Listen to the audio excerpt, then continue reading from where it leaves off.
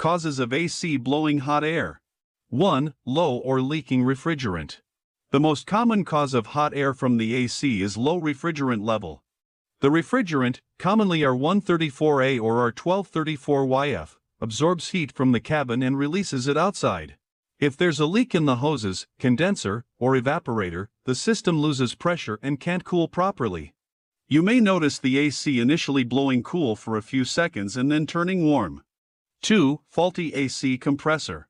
The compressor is the heart of the AC system, responsible for pressurizing and circulating the refrigerant. If it fails due to worn bearings, a broken clutch, or internal damage, the refrigerant cannot move through the system. Without proper compression, the air blowing into the cabin will remain warm, even if other parts are functioning.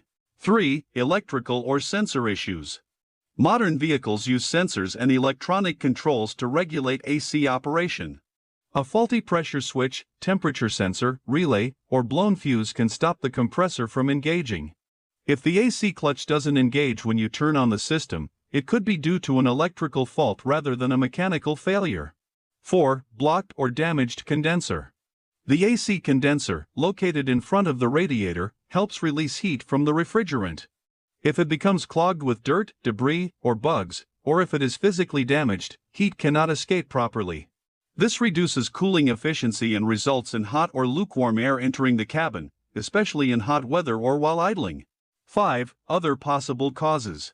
Additional reasons include a bad expansion valve, which fails to regulate refrigerant flow, or a failing evaporator coil that cannot absorb heat from inside the car. Sometimes, a simple issue like a broken blend door in the HVAC system, which mixes hot and cold air, can cause hot air to blow even though the AC is working.